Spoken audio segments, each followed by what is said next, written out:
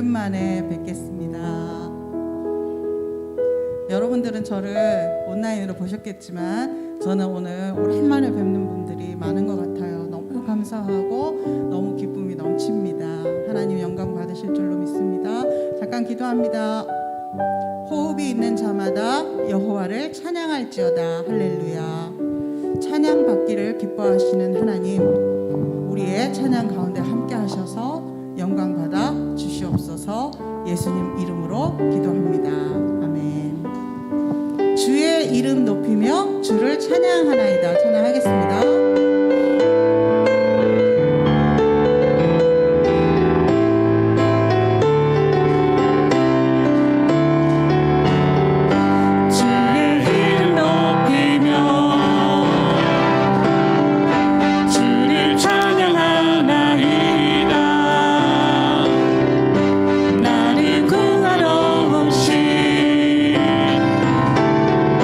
주를 기뻐하나이다.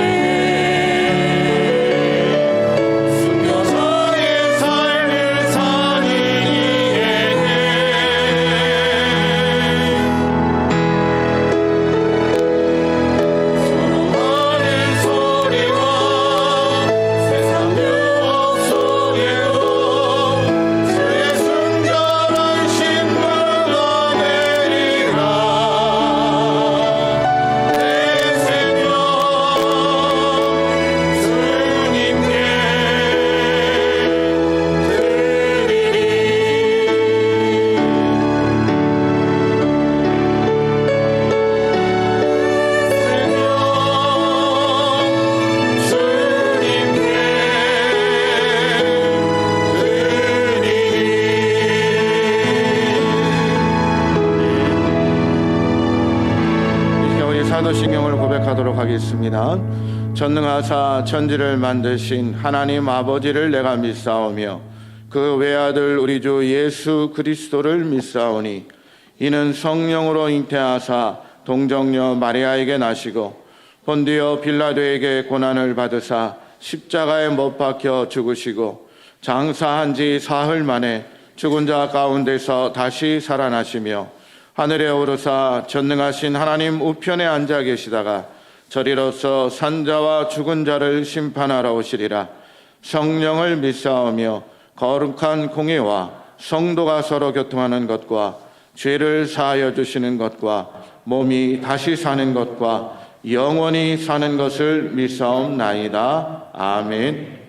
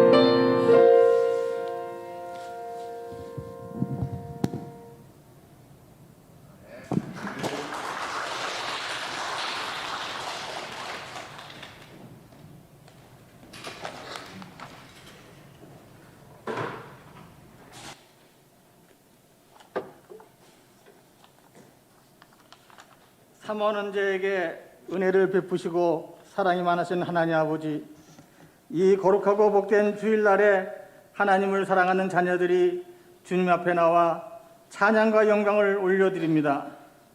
주님, 이 시간 이곳에 임자하여 주시어 우리들의 예배를 기쁘게 받아주시고 영광 받아주시옵소서. 지난 한 주간 동안 주님 앞에 순종하려 했지만 그보다는 세상과 타협하기에 민첩했습니다.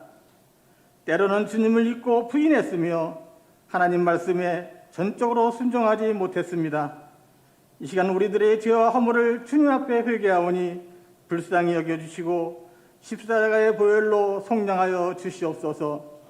우리들은 거룩하고 정결한 마음으로 하나님께 진정으로 예배드리기를 원합니다.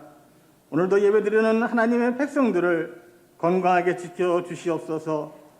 우리를 괴롭히는 병마가 떠나가게 하시며 물질의 얼음에서 회복되게 도와주시옵소서.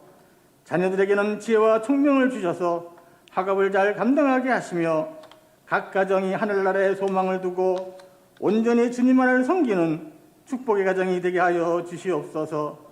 주님 몸된 교회를 사랑하시는 하나님, 이 땅을 구원하시기 위해 교회를 허락하시고 귀한 소명과 사역을 감당하게 하심에 감사를 드리며 복음 사역을 감당하기에 부족함이 없는 우리 새생명교회가 되게 하여 주시옵소서. 우리 새생명교회가 믿음의 눈을 들어 하나님의 마음을 알게 하시고 오직 하나님의 나라를 선포하는 일에 관심을 집중하게 하여 주시옵소서. 우리 새생명교회를 통해 이 땅에 믿지 않는 영혼들이 복음을 듣고 회개하고 주님 앞에 나오는 역사를 베풀어 주시옵소서. 이 나라 이 민족과 나라를 위해 기도를 드립니다. 수천 년 동안 우리의 우상을 섬기며 지역 가운데 살아온 가난하고 불쌍한 이 민족에게 복음을 듣게 하시고 주님을 알게 하시어 구원의 역사를 베풀어 주신 은혜를 감사드립니다. 이 세상의 권위를 정부와 대통령에게 주셨으니 특별히 그들을 간섭하여 주셔서 이 나라의 지도자들이 주님을 경외하는 마음과 겸손한 자세로 이 백성을 섬기게 하여 주시옵소서. 전능하신 하나님 아버지, 믿음의 성숙함이 우리의 삶에 나타나게 하시어 올해에는 항상 하나님의 이름을 부르고 찬양하며 기뻐하며 살기를 원합니다. 주님의 교회에서 직분을 맡은 성도들을 영육간에 강건케 하시며 성령으로 충만하게 하셔서 우리들 안에 은혜와 기쁨이 넘치게 하여 주시옵소서. 어렵고 힘든 일이 있을지라도 맡겨진 직분을 잘 감당하며 승리할 수 있도록 인도하여 주시옵소서. 새생명교회 성도들의 가정을 축복해 주셔서 가정마다 감사의 축제가 되게 하시고 많은 열매를 거두는 한 해가 되게 하여 주시옵소서. 하나님 아버지, 이 나라와 이 민족을 불쌍히 여겨 주시옵소서. 하나님께 쓰임받는 하나님의 백성으로 사용하여 주시옵소서. 인터넷에 중독되고 게임에 빠져있는 세상의 청소년들을 긍휼히 여겨주시고 그들이 하나님을 경외하며 믿음의 자녀로 인도하여 주시고 어떠한 유혹도 이길 수 있도록 믿음을 더하여 주시옵소서. 청소년들이 하나님 앞에 거룩함을 회복하여 거룩한 세대, 믿음의 세대가 되게 하여 주시옵소서.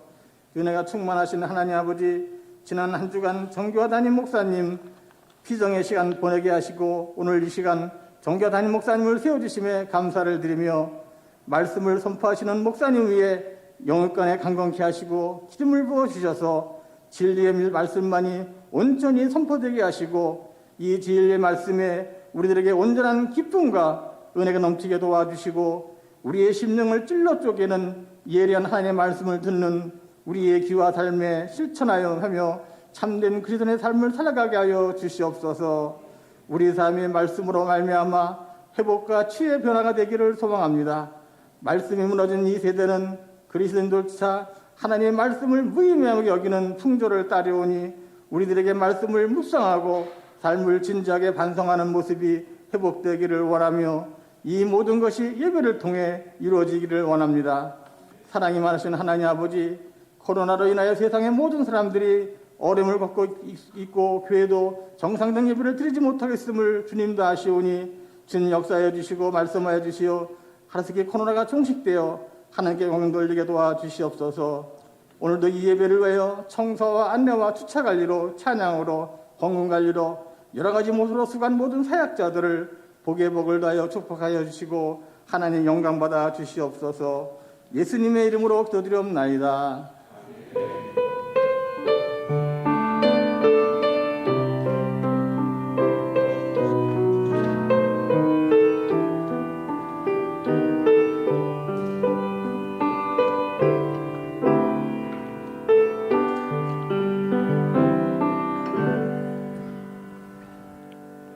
이 시간 우리 다 같이 일어나셔서 우리의 마음을 모두와 주님 앞에 귀한 예물을 드리도록 하겠습니다.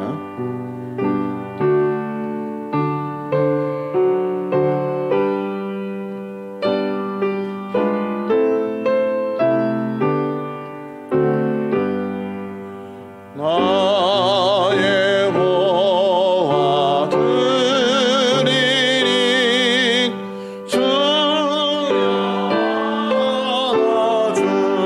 주셔서 하늘나라 위하여 쓰듯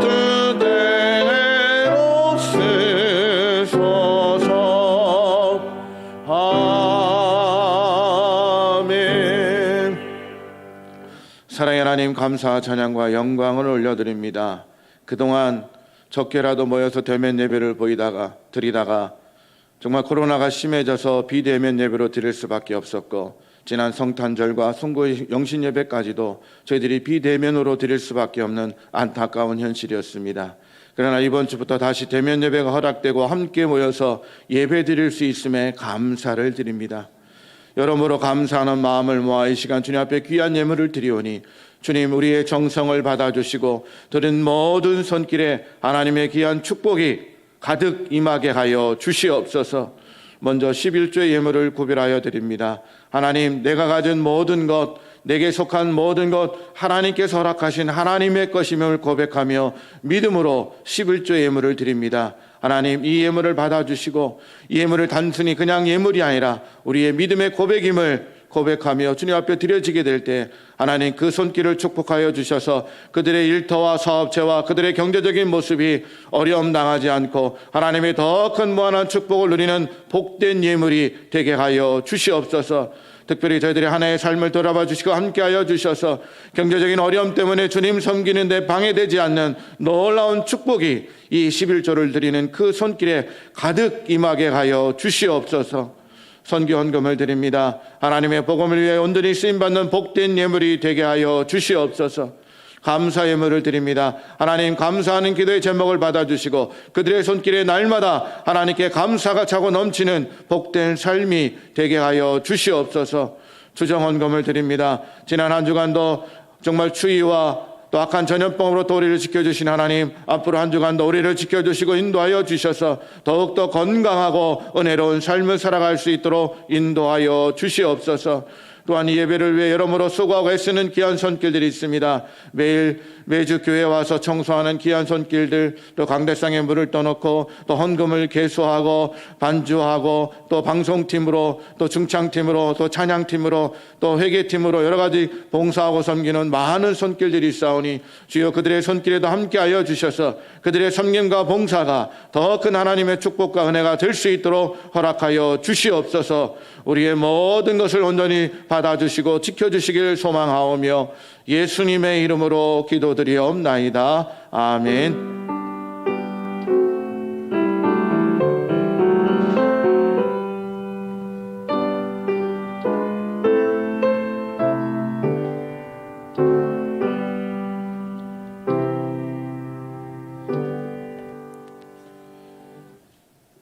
이 시간 우리가 먼저 직원 임명식을 먼저 갖도록 하겠습니다.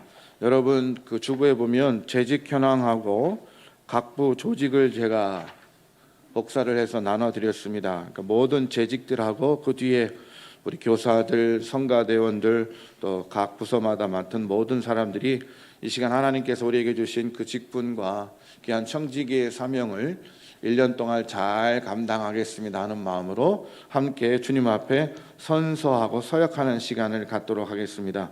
자, 제가 보기에는 많은 분들이 일어나야 될 것 같죠. 우리 재직들하고 그리고 그 뒤에 각 부의 봉사하는 우리 교사들까지도 또 우리 반주팀 하는 분도 그렇고 우리 영상팀도 그렇고 또 성가대 봉사하는 많은 팀들이 있습니다. 다 자리에서 일어나 주시기 바랍니다. 자, 일어나 주시기 바랍니다. 우리는 지금 교회 청지기들을 임명하려고 합니다. 여기서 먼저 우리가 알아야 할 것이 있습니다. 그것은 우리 모두가 하나님의 청지기로 부르심을 받았다는 사실입니다. 오늘 임명을 받는 이들뿐만 아니라 그리스도인이라면 모두가 하나님의 청지기입니다. 여러분이 교회 안에서 맡은 책임을 감당하기 위해서는 믿음 안에서 늘 하나님의 말씀을 연구하고 인격과 삶이 성장해야 합니다. 하시는 일마다 부지런히 하고 성실한 모습을 보여주시기 바랍니다. 교회는 사랑과 인내로 여러분을 후원할 것입니다. 그리스도께서 여러분 한 사람 한 사람을 도와주시기를 기원합니다. 다 같이 오른손을 들고 선서하는 시간을 갖도록 하겠습니다.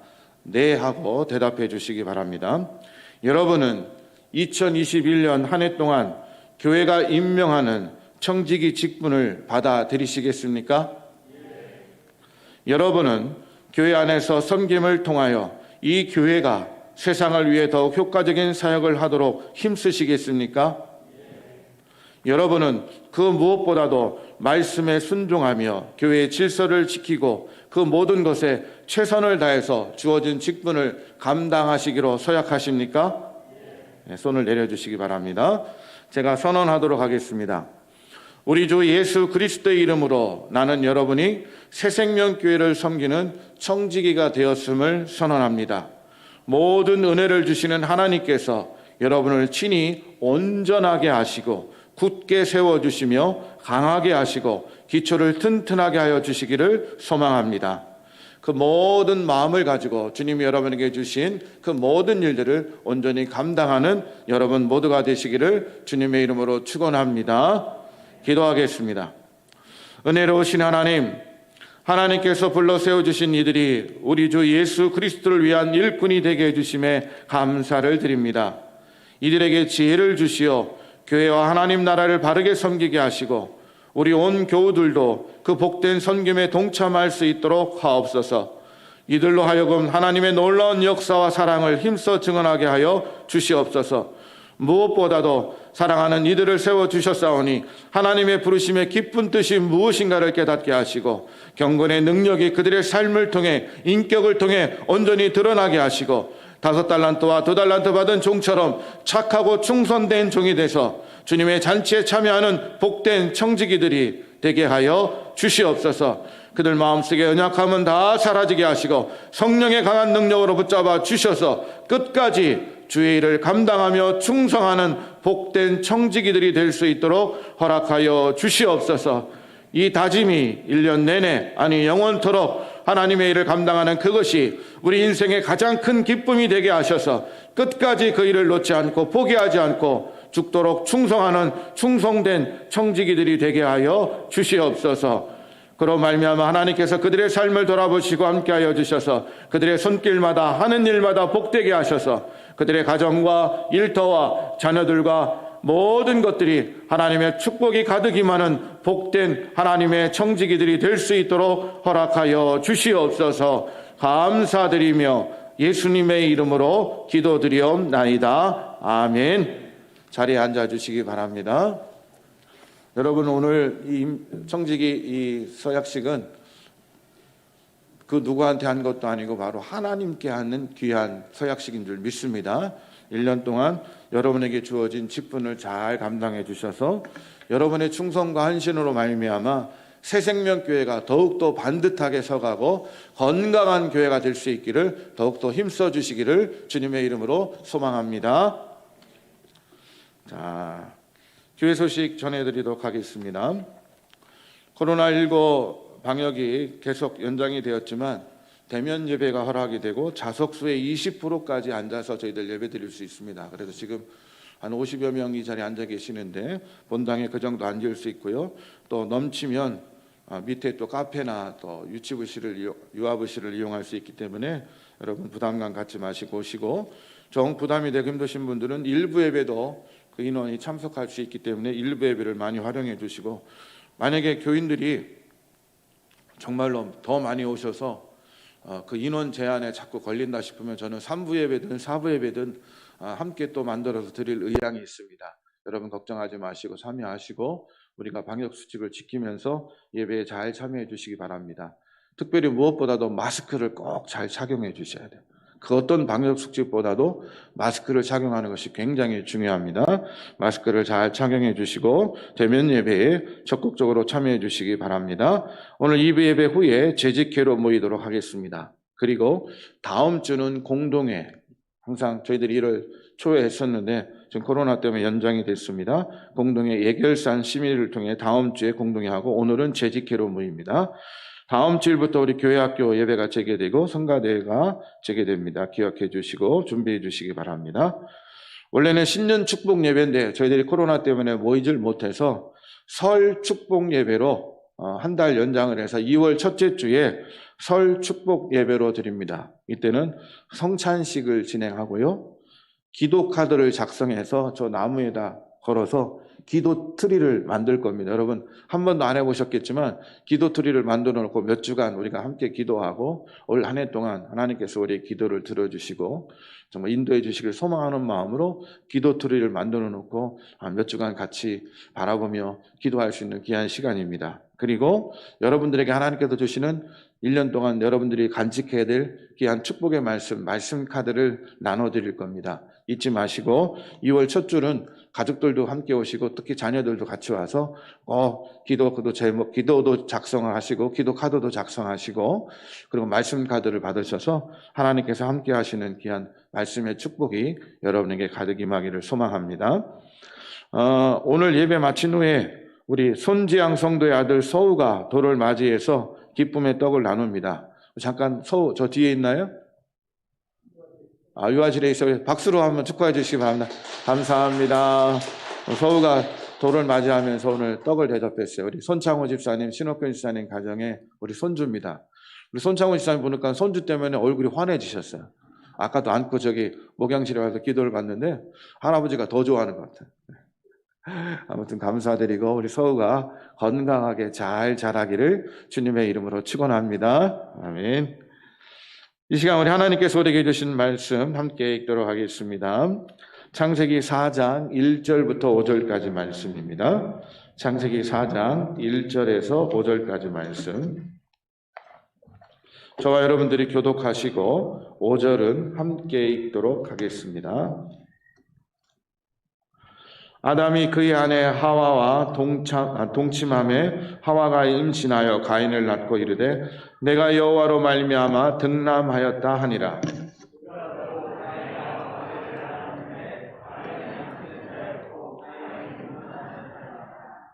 세월이 지난 후에 가인은 땅의 소단으로 제물을 삼아 여호와께 드렸고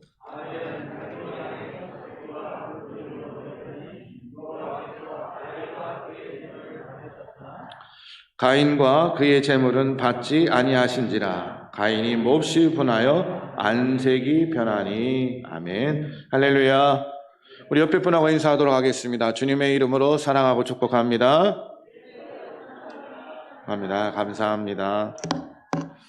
제 목소리가 조금 격양된 것 같죠? 그동안 여러분 얼굴을 못 보고 예배를 드리다가 또 오래가면 여러분 얼굴을 보니까 여러분 보는 것 자체만으로 제 마음이 지금 너무 기뻐요. 여러분은 그래요, 안 그래요? 안 그래요? 네. 여러분도 그러면 저를 사랑의 눈빛으로 한번 쳐다봐 주세요. 제 마음이 더 뜨거워지고 있습니다, 지금. 여러분 이렇게 대면에서 예배 드리는 것이 너무 기쁘고 즐겁습니다. 앞으로도 우리 대면 예배에 잘 참여해 주시고 저는 코로나가 속히 극복돼서 온 교인이 함께 참여해서 더 뜨겁고 온전한 예배를 드릴 수 있기를 주님의 이름으로 소망하고 축복합니다. 코로나 전에는 온라인으로 예배 드리면 사람들이 그렇게 하면 안 돼. 교회 와서 예배 드려야지. 그렇게 얘기를 하다가 코로나가 발생하고 어쩔 수 없는 상황이 되면서 어떻게 됩니까? 온라인 예배를 드리고 어쩔 수 없는 상황 속에서 우리가 영상으로 온라인으로 비대면 예배로 드리게 됩니다. 근데 저는 지난주 한 주 피정의 시간을 가지면서 그전에도 그런 생각을 좀 했지만 온라인 예배가 정말로 하나님이 기뻐 받으시는 예배의 조건들을 충족할 수 있을까라는 거예요. 온라인 예배가 하나님이 기뻐 받아주시는 예배의 조건들을 제대로 충족할 수 있는 그런 예배가 될까? 여러분들한테 물어볼게요. 여러분들 지금까지 비대면 예배를 드리면서 가정에서 예배를 드릴 때 정말로 온전한 예배를 드리셨어요? 정말 예배를 잘 지키셨어요? 그 예배의 시간을 지켰습니까? 이 부분에 솔직히 우리가 자신 있게 대답을 못하는 이유는 우리가 그 예배를 드리고 하지만 때로는 차 안에 이동하면서 들었고 때로는 자녀들 같은 경우는 누워서 예배 드려 그럴 때 누워서 영상으로 이렇게 예배를 드릴 수도 있었고 우리가 예배 드리는 모습이 자꾸 온전한 모습을 지키지 못하고 흐트러지는 것을 우리 스스로 많이 느꼈을 겁니다. 3, 4월 달에 코로나가 막 창궐할 때 온라인 예배 드리는 사람의 참석률 봤더니 45%밖에 안 됐어요. 그랬다가 5월 달, 6월 달 온라인 예배가 정착이 되니까 한 60%까지 좀 드렸다고 합니다. 근데 과연 지난 연말 연초를 지나오면서 과연 몇 명의 성도들이, 몇 프로의 성도들이 온라인으로 제대로 예배를 드렸을까? 그 시간을 제대로 지킬 수 있었을까? 정말 그 예배를 우리가 성심성의껏 최선을 다해 드렸다면 별 문제가 되지 못하겠지만, 온라인 예배를 드릴 때 예배를 온전하게 드리지 못하도록 방해하는 것들이 너무 많다는 거예요. 너무 많아요. 예배에 집중하지 못하게 하는 게 너무 많아요. 특별히 예배라는 것은 공간과 시간이 구별되어야 됩니다. 공간이 구별된다는 건 뭐예요? 특별히 내가 일상에 살고 있는 공간 중에 예배 드릴 장소와 처소를 준비하는 거예요. 왜 우리가 교회를 만듭니까? 공간을, 이 장소를 구별시키는 거예요. 예배는 하나님께 거룩하게 드리는 거기 때문에 예배 드리는 장소는 구별돼야 돼요. 여러분의 가정에서 예배 드릴 때도 신방 받을 때 청소를 깨끗이 하고 청소하고 주님 맞을 준비하는 이유가 뭡니까? 평상시에는 가정 위에 생활을 위해서 일상을 위해서 쓰는 공간이지만 주의 종을 모시고 예배 드릴 때 그것이 하나님의 인자가 거하는 거룩한 예배의 처소가 되기 때문에 우리는 신방 받을 때 굉장히 청소하면서 주님을 사모하는 마음으로 그 장소를 구별하는 거예요. 장소의 구별이 굉장히 소중한데 우리가 온라인 예배를 몇 달 동안 드리다 보니까 이 장소의 구별을 쉽게 하지 못해요. 그냥 대충 치워놓고, 그냥 지저분한 것만 몇 개 이렇게 치워놓고, 부엌에서 된장찌개 냄새가 한참 밥 먹고 나서 바로 또, 시간 또한 마찬가지죠. 온라인 예배 드리다 보니까 시간을 구별하지 못해요. 심지어는 이동하면서 예배 드리는 경우도 생기게 돼요. 낮보다 좋다라고 떠나서 우리가 최선을 다해서 하나님께 예배를 드리는 구별된 예배의 모습이 많이 상실된 걸 발견하게 됩니다. 또 예배 드리는 자세를 보세요. 어떤 사람들은 그냥 추리닝 바람에 예배 드릴 수도 있고, 등산복 차림에 예배 드릴 수도 있고, 심지어 자녀들 같은 경우는 잠옷 차림으로 예배 드릴 수도 있어요. 자유분방한 예배를 드렸다는 거예요. 자유분방한 예배를 드린 미국이나 캐나다를 보세요. 지금 기독교 인구들이 엄청나게 줄어들고 있잖아요. 많은 사람들이 교회를 떠나고 있잖아요. 자유분방한 예배는 좋은 것처럼 보이지만, 그러나 예배의 격식과 예배의 형식을 지키는 것은 구별됨을 나타나기 때문에 그 안에 영적인 의미들이 있는 거예요. 자유분방하게 되면 내 마음에 대한 마음은 들 수 있지만 영적인 분별력이 사라지기 때문에 자유분방한 예배는 우리가 지향을 해야 되고, 엄격하게 질서 있게 구별된 장소와 시간과 자세와 공간들을 가지고 주님 앞에 예배 드려야 될 줄 믿습니다. 또 온라인 예배를 드리다 보면 그나마 여러분 여기 오면 같이 오늘 뭐 임명식도 하고 성가대 충창도 하고 반주도 하고 안내위원도 하고 찬양도 같이 부르고 앉았다 이랬다 하면서 예배에 참여자가 되는데, 집에서 예배 드리면 어떻게 돼요? 관람자가 돼요. 관람. 예배를 관람하는 거예요. 이렇게 관람하는 자가 되고, 또 예배를 자꾸 평가하게 돼. 예배가 어떻쿵 저렇쿵. 예배를 자기가 참여하는 건데 자기는 저 멀리 서 있는 사람으로 평가를 하게 돼. 이 관람자가 된다는 거예요. 이렇듯 온라인 예배를 드리는 게 여러 가지 이제 집중하지 못하고 방해하는 요소도 있지만 신학적인 측면에도 굉장히 큰 문제들이 대두되기 시작합니다. 어떤 문제들이 대두되냐면, 교회라는 것은 부르심을 받은 공동체예요. 교회는 공동체 의식이 사라지면 안 돼요. 그래서 영어로 교회를 표현할 때 어떤 교회들은 커뮤니티 처치라는 표현을 써요. 왜? 지역 공동체라는. 그러니까 온라인으로 예배드리면 공동체 의식이 자꾸 약해진다는 거예요. 나와 함께 친교하고 교제하는 공동체 의식이 약해져요.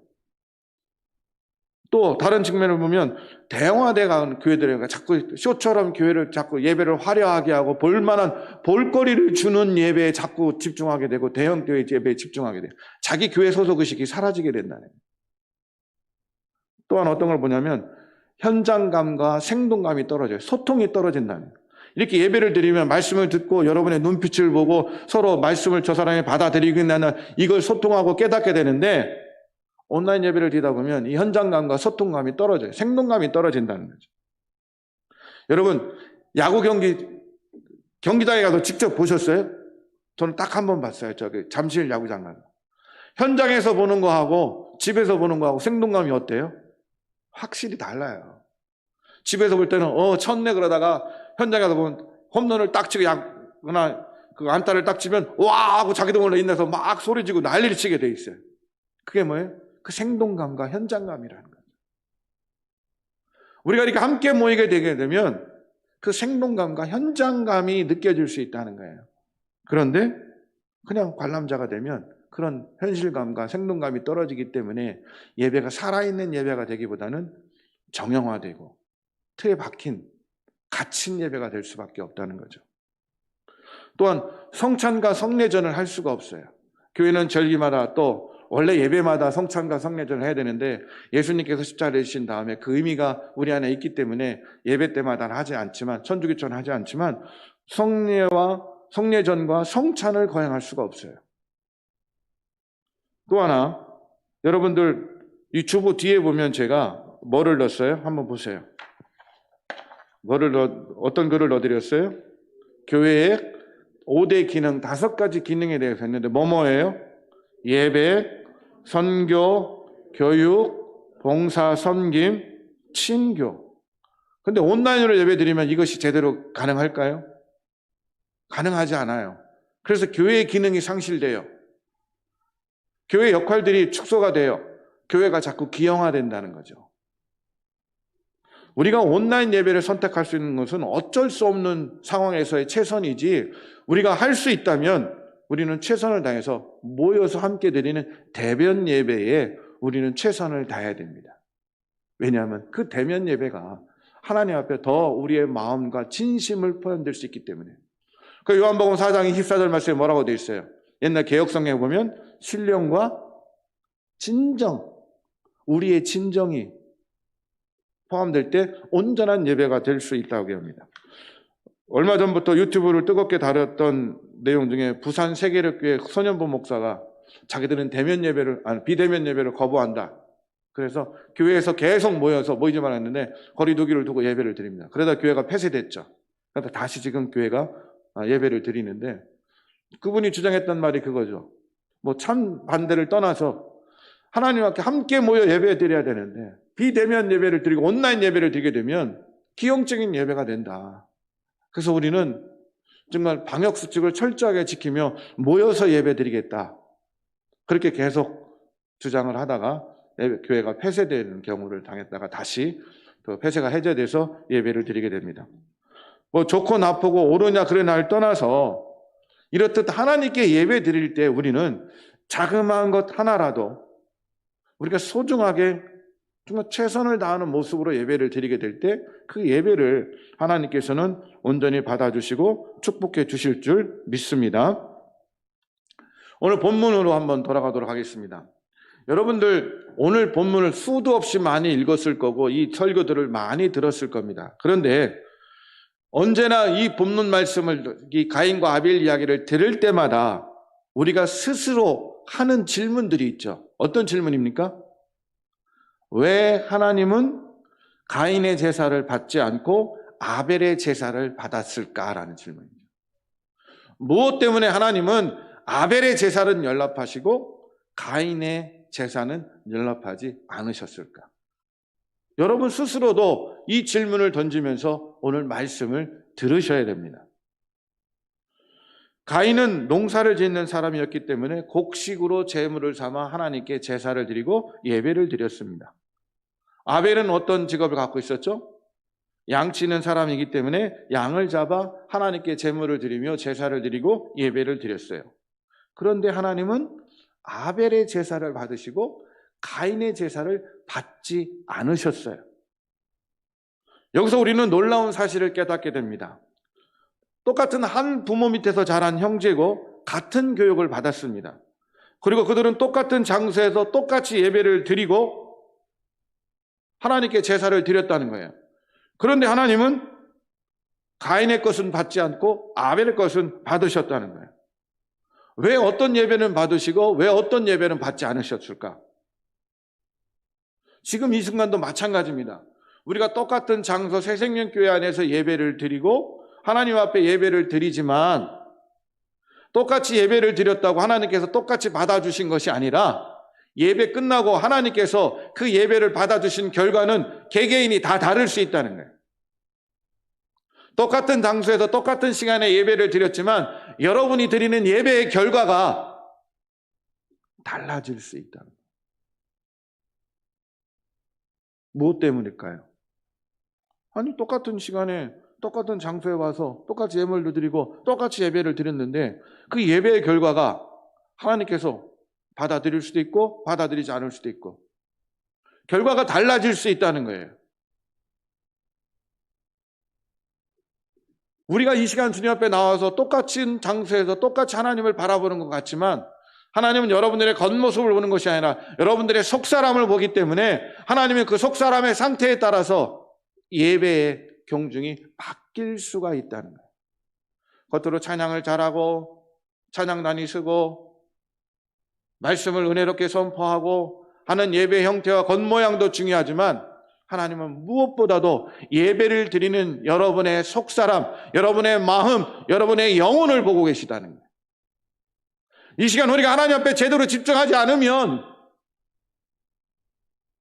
내 삶의 모든 것을 통해서 하나님께 영적인 예배를 드리지 않으면 그 예배의 결과는 달라질 수 있다는 거예요.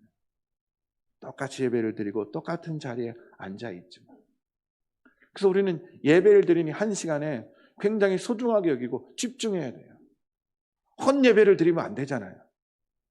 정말 시간을 구별하고 때를 구별하고 장소를 구별해서 이 어려운 때에 주님 전에 나와 예배 드리는데 우리의 예배가 하나님께서 기뻐 받아주시지 않는 예배가 되면 우리 너무나 허탈해질 거예요.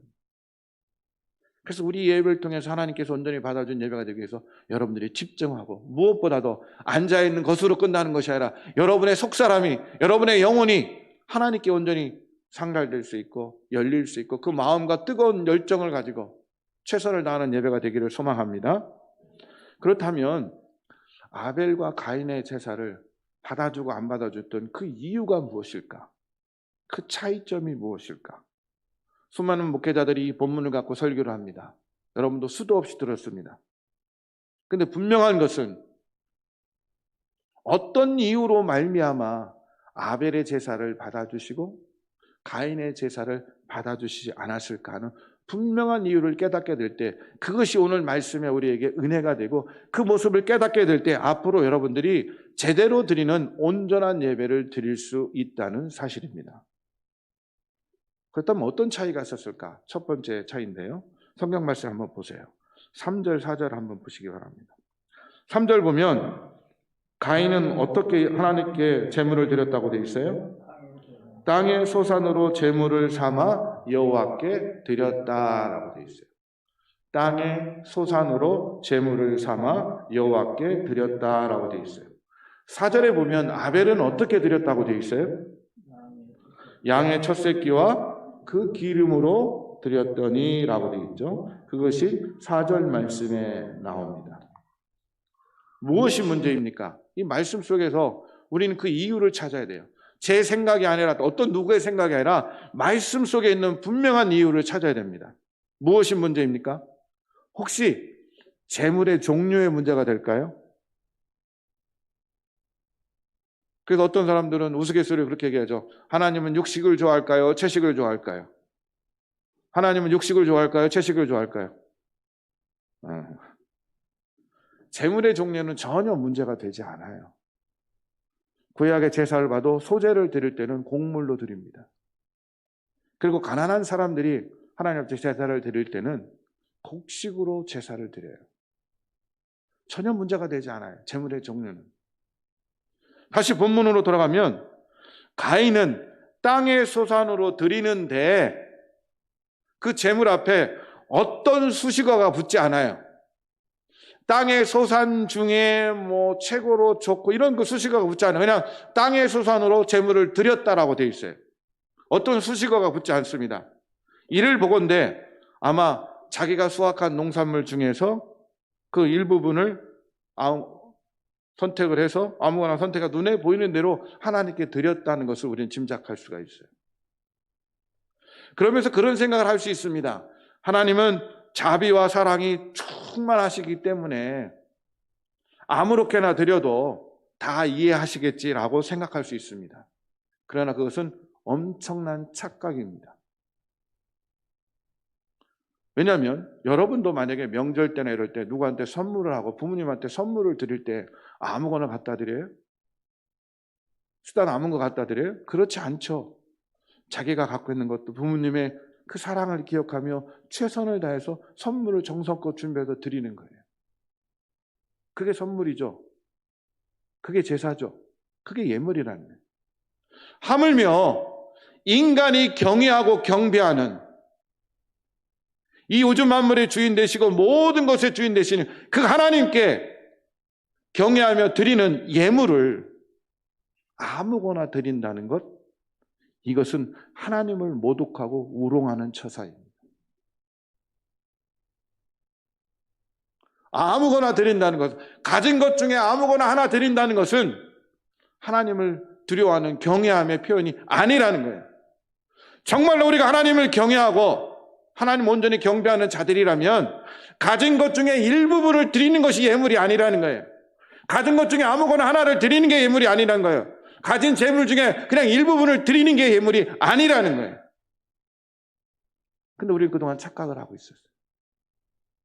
예물을 드리면서 내가 가진 것 중에 일부분을 드리는 것이 예물이라고 생각했어요. 아니에요. 아벨을 보세요. 아벨은 드리는 양 앞에 수식어가 붙습니까? 안 붙습니까? 붙어요. 뭐라고 붙어요? 첫 새끼와 그 기름이라고 돼요. 첫 새끼는 소중한 거죠. 기름을 댈 것, 그 풍성한 가장 좋은 것을 상징해요. 앞에 수식어가 붙습니다. 첫 새끼와 그 기름으로 가장 좋은 것. 가진 것 중에 일부분이 아니라 가진 것 중에 최고로 선택을 한 거예요. 똑같은 나이가 가진 것 중에 일부분이죠. 그러나 가진 것 중에 아무거나 드린 것이 아니라 가진 것 중에 최고, 최선으로 하나님께 드린 거예요. 그러면 이것이 어떤 차이를 가르쳐 줍니까? 그냥 가진 것 중에 일부분을 드리는 것, 가진 것 중에 일부분이지만 그 중에 최고를 드리는 것, 똑같이 내 소유지만 드리는 사람의 태도가 달라요. 그 재물의 경중이 달라질 수밖에 없다는 거예요. 바로 정성을 다했다는 것이 표현됩니다. 최선을 다하고 정성을 다합니다. 뭘 다했다고요? 정성을 다합니다. 정성을 다할 때 마음을 다하게 되고 우리 마음 더 깊은 곳에 있는 영의 존재가 열리게 되고 속사람의 영적인 존재를 가지고 정성을 다해서 최선을 다하게 됩니다. 가진 것 중에 일부분을 드릴 때는 내 마음이나 속사람이 열리지 않겠죠. 그러나 가진 것 중에 최고는 거기에 마음이 쏠리고 내가 그것을 소중히 여기기 때문에 그것을 하나님께 드리게 될 때 내 마음과 내 열정과 내 정성이 하나님께 드려지는 거예요. 그런데 그동안 이 두 개의 차이를 제대로 구분하지 않았어요. 내가 가진 재물 중에 그냥 드리는 거. 저는 이 본문을 설교하고 나서 과거에 그 다음부터 헌금을 할 때 옛날 어른들은 막 돈을 뭐 다리미로 다린다고 해서 저는 웃었어요. 처음에 신학교 졸업하고 목사가 꼭 그래야 돼? 너무 형식적인 거 아니야? 에이 너무 가식적인 거 아니야? 뭐 돈을 빳빳이 다려가지고 드려? 아니더라고요. 아니더라고요. 내가 가진 것 중에 일부분이냐, 내가 가진 것 중에 일부분이지만 그것 중에 최고냐, 최선이냐, 엄청난 차이가 됩니다. 그걸 깨닫고부터는 절대로 헌금을 할 때 정말 어쩔 수 없는 상황이 아닌 이상 그냥 하지 않습니다. 꼭 은행에 가서 돈을 바꿔서 저한테 드립니다. 귀찮잖아요. 힘들잖아요. 근데 그 속에 정성과 최선이 들어가요. 내가 가진 것 중에 그냥 일부분을 떼서 드리는 것이 아니라 가진 것 중에 최고가 되고 정성이 되도록 준비해서 드리게 됩니다. 아벨은 바로 가장 귀한 것, 가장 좋은 것, 그 첫 새끼와 기름으로 자기가 할 수 있는 것 중에 자기가 가진 것 중에 최고의 정성으로 주님 앞에 드리게 됩니다. 결국 하나님은 누구의 제사를 받아들이게 됩니까? 아벨의 제사를 받아들입니다. 왜? 똑같은 장소에서 똑같이 드렸지만 왜 아벨의 제사를 받아들여요? 그 안에 하나님을 향한 정성과 그 속사람의 열정이 포함되어 있기 때문에 하나님은 받아주십니다. 할렐루야. 예물은 하나님은 많고 적음을 따지는 게 아니라 그 예물 속에 우리의 정성과 최선이 얼마나 포함되어 있는가를 하나님은 판가름하시는 거예요. 두 번째, 왜 받아주고 안 받은 그 차이가 뭐냐? 가인과 아벨의 예배의 차이점은 바로 믿음이었습니다. 히브리서 11장 4절 말씀 한번 볼까요? 히브리서 11장 4절 말씀을 함께 읽습니다. 뭐로? 아벨은 뭐로 드렸다고요? 믿음으로 아벨은 가인보다 더 나은 제사를 하나님께 드림으로 의로운 자라 하시는 증거를 얻었으니 하나님이 그 예물에 대하여 증언하십니다. 그가 죽었으나 그 믿음으로서 지금도 말하느니라. 아벨은 뭘로 드렸기 때문에 하나님 받아줬다고요? 믿음. 그냥 드리는 것이 아니라 믿음. 근데 믿음이라는 것이요, 마음으로만 느끼고 마음으로만 간직되는 것이 아니라 믿음이 뭘 통해서 드러난다는 거예요? 뭘 통해서 드러난다고요? 예물을 통해 드러난다는 거예요. 그 믿음이 예물을 통해 드러나고 제사를 통해 드러나고 예배를 통해 그 믿음이 드러난다는 거예요. 믿음은 우리 마음속에 있는 단순한 관념이 아니라 그 믿음이 우리의 예배를 통해, 우리가 드리는 예물을 통해 그 믿음이 바깥으로 드러난다는 거예요. 우리가 열처녀 비유할 때 믿음 등불만 준비한 거라 기름을 준비해서 믿음이 행위나 성령의 인도하심을 통해서 지속될 수 있는 걸 얘기한 것처럼 믿음은 예물을 통해 예배를 통해 내 믿음이 바깥으로 드러난다는 거예요. 그 증거가 뭐냐면 성경에는 사람들이 드리는 제물만 언급하지 않고요, 반드시 제물을 드리는 사람을 함께 언급합니다. 5절 보세요. 4절 보세요. 아벨과 그 제물은 받았으나 아벨의 제물을 받았다고 하지 않아요. 그 제물뿐만 아니라 누구를 받는 거예요? 그 드리는 사람을 받는 거예요. 아벨과 그 제물을 받았으나 5절 보세요. 가인과 그 제물은 받지 않았다. 제물만 받고 받지 않는 것이 아니라 그 사람을 받고 받고 안 받고가 같이 따라온다는 거예요. 제물 드리는 사람의 마음과 정성이 깃들여 있는가 없는가를 본다는 거예요. 그러므로 예배와 예물은 반드시 하나님 인정하신 정성이 깃들어져야 돼요. 그 정성이 바로 믿음이라는 거예요. 다른 말로 표현하면 믿음의 분량이라는 거예요. 그래서 믿음의 분량만큼 예배를 하나님께 드리게 된다는 거예요. 우리가 드리는 예물은 단순한 제물이 아니라 우리의 정성이자 우리의 믿음의 분량이라는 거예요. 여기에 엄청난 차이가 있는 거예요. 우리의 예물은 단순한 제물로 끝나지 않아요. 우리의 정성이자 그것이 바로 우리의 믿음의 분량인 거예요. 그래서 예물을 드리고 예배를 드릴 때 최선을 다하고 최고를 드리고 정성을 다해야 됩니다. 그게 우리의 믿음의 분량이기 때문에 여러분이 드리는 이 예배가 바로 하나님 앞에 여러분의 믿음의 분량을 보여주는 예배가 되는 거예요. 그래서 그 믿음의 분량에 따라서 하나님은 그 사람과 그 예배를, 그 사람과 그 예물을 받는가 받지 않는가를 결정하신다는 거예요.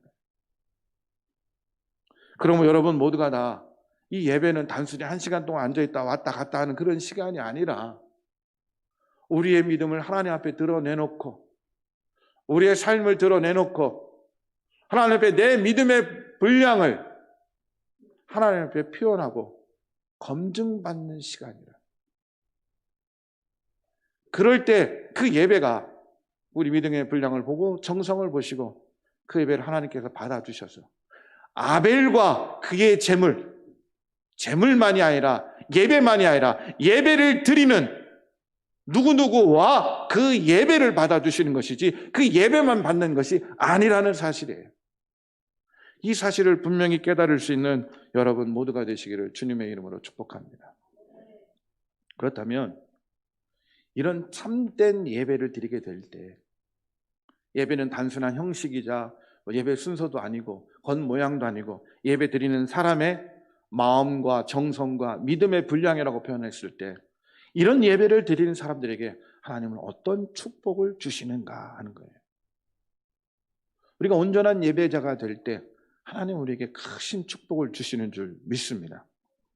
아브라함과 롯을 보면 아브라함은 축복의 사람이죠. 그런데 롯은 어때요? 축복의 사람이 되지 못합니다. 그가 차지한 땅이 멸망받게 되죠. 그런데 아브라함과 롯의 차이점이 무엇일까요? 왜 아브라함은 축복의 사람이 되고 롯은 축복의 사람이 되지 못했을까? 바로 이 예배의 차이입니다. 창세기 13장에 보면 아브라함과 롯이 이제 가나안 땅에 정착하고 나서 시간이 지나면서 종들도 많아지고 가축도 많아지고 재산이 많아집니다. 그러다가 이제 아브라함과 롯의 종들끼리 서로 싸우게 돼요. 물 때문에 싸우게 되고 가축을 찢기다 싸우게 되고 자꾸 부딪히게 돼요. 그러니까 아브라함이 롯에게 얘기합니다. 이제 우리가 식구가 많아져서 같이 살기는 힘들어지겠다. 그러니까 우리가 좀 이제는 나눠야 되겠다. 네가 만약에 동쪽을 선택하면 나는 서쪽으로 가겠다. 네가 선택하면 나는 반대쪽으로 가겠다. 네가 어디를 택하든지 나는 너의 반대쪽으로 가겠다 하고 롯에게 먼저 선택할 수 있는 기회를 줍니다. 그때 롯은 눈을 들어 살펴봤더니 요단강 동편 쪽이 아주 비옥하고 나무도 많고 푸르르고 물도 많고 아주 좋은 땅이에요. 비옥한 땅이에요. 그래서 롯은 그 땅을 선택합니다. 그런데 그 땅을 선택하고 하나님께 감사의 제사를 드렸다는 얘기는 한마디도 없어요. 감사의 예배를 드렸다는 것은 한마디도 없어요. 반대로 아브라함은 롯이 선택하고 나머지 반대쪽을 봅니다. 척박한 땅이에요.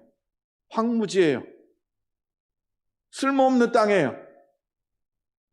그런데 그 땅을 선택하고도 아브라함은 하나님께 제사를 드립니다. 보세요. 창세기 13장 10절 말씀에 보면 롯이 선택한 땅은 여호와의 동산 같다라고 되어 있어요. 창세기 13장 10절 말씀에 보면. 그런데 그 뒤에 쭉 보면 아브라함이 선택한 땅은 쓸모없는 땅이고 힘든 땅이에요. 그럼에도 불구하고 창세기 13장 18절 말씀에 보면 뭐라고 나와 있냐면 창세기 13장 18절입니다. 거기서 뒷부분을 넘겨주세요. 거기서 여호와를 위하여 제단을 쌓았더라. 할렐루야. 할렐루야.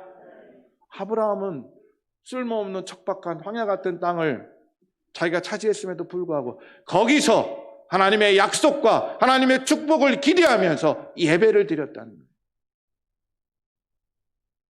그때 하나님은 아브라함을 듣으시죠. 욥은 어때요? 자기 아들과 재산이 다 날아갔음에도 불구하고 주시는 이도 하나님이요 거두가시는 하나님이다. 하나님께 오히려 원망하거나 죄를 짓지 않고 그 자리에다 하나님께 예배를 드리지 않았습니까? 그때 롯이 나중에 2배가 되는 더 큰 축복을 누리게 되죠. 솔로몬은 어떻습니까? 그는 왕이 되자마자 1000번째 제사를 드립니다. 그 결과 엄청난 축복을 누립니다. 솔로몬의 예배는 그가 할 수 있는 최대한의 최고의 것을 통해서 정성스럽게 1000번째 제사를 드립니다. 가히 쉽지 않은 제사죠. 하나님은 감동하셔서 솔로몬에게 솔로몬이 원하는 지혜뿐만이 아니라 열왕기상 3장 12절 14절 말씀에 보면 지혜와 솔로몬이 구하지 않는 부귀와 영광을 주시겠다고 또 14절에 보면 내가 내 사는 날이 길 것이다. 장수의 축복까지 주십니다. 무엇 때문에? 온전한 예배자가 될 때. 온전한 예배자가 될 때 아브라함을 축복의 사람으로 복의 사람으로 만듭니다. 온전한 예배자가 될 때 욥은 잃어버렸던 것을 오히려 2배가 되는 놀라운 축복을 누리게 됩니다. 온전한 예배자가 될 때 솔로몬은 상상할 수 없는 하나님의 엄청난 축복을 누리게 됩니다. 온전한 예배를 드리고 온전한 예배자가 되는 것은 이렇게 우리의 삶 속에 엄청나게 중요한 일입니다. 이런 예배를 소홀히 하지 마십시오. 이런 예배를 너무나 쉽게 생각하지 마십시오. 이 온전한 예배를 드리게 될 때 우리가 마음의 정성을 다하고 최선을 다하고 주님을 향해서 우리가 온전한 예배를 드릴 때 하나님은 그 사람을 내버려 두시지 않고 하나님이 주실 수 있는 최선으로 우리의 삶을 축복해 주시고 우리의 삶을 더 크게 세워주시고 하나님의 은혜의 삶으로 만들어 주시는 줄 믿습니다. 여러분 모두가 다 온전한 예배자가 됨을 통해 더 큰 하나님의 은혜와 축복을 마음껏 누릴 수 있는 복된 성도들이 되시기를 주님의 이름으로 축원합니다. 주님의 이름으로 축원합니다. 기도하겠습니다. 사랑의 하나님 감사합니다. 가인과 아벨의 모습을 통해서 우리가 단순히 그냥 매주 반복되는 예배를 통해서 축복의 사람이 되는 것이 아니라 그 예배 속에 우리의 마음과 정성이 포함되고 우리의 최선이 포함되고 우리의 믿음의 분량들이 표현될 때 하나님은 그 예배를 받아주셔서 우리를 온전한 예배자로 삼아주셔서 복의 근원이 되게 하시고 2배가 넘는 축복이 있게 하시고 우리가 구하지 않는 것까지 우리에게 축복으로 주시는 하나님이신 줄 믿습니다. 사랑하는 성도들이 온전한 예배자가 되게 하여 주시옵소서. 예배를 소중하게 하여 주시옵소서. 주님 전에 나와 드리는 이 예배를 소중히 지킴을 통해 우리 모두가 다 하나님의 크신 축복의 사람이 될 수 있도록 역사하여 주시옵소서. 감사드리며 예수님의 이름으로 기도드리옵나이다. 아멘. 다 같이 일어나셔서 우리 결단 찬양하시도록 하겠습니다.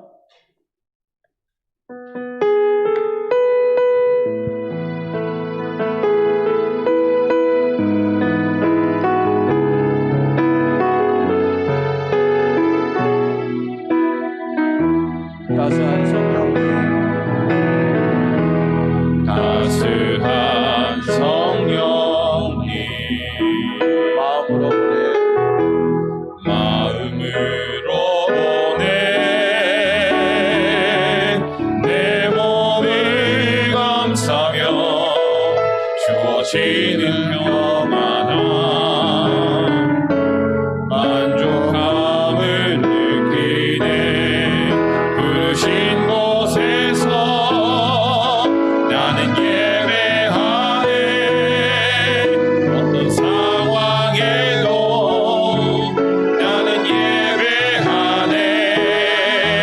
부르신 곳에서 나는 예배하네. 어떤 상황에도 나는 예배하네. 내가 걸어갈 때 길이 되고 내가 걸어갈 때 길이 되고 살아갈 때 삶이 되는 그곳에서 예배하네. 내가 걸어갈 때 길이 되고 살아갈 때 삶이 되는 그곳에서 예배하네. 부르신 곳에서 나는 예배하네. 어떤 상황에도 나는 예배하네. 부르신 곳에서 나는 예배하네. 어떤 상황에도 나는 예배하네. 사랑과 진리의 한 줄기 빛보내 사랑과 진리의 한 줄기 빛보내 한 줄기 빛 보내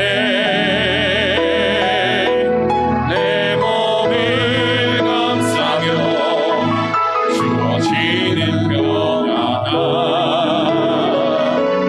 그 사랑을 부르신 곳에서 나는 예배하네. 부르신 곳에서 나는 예배하네.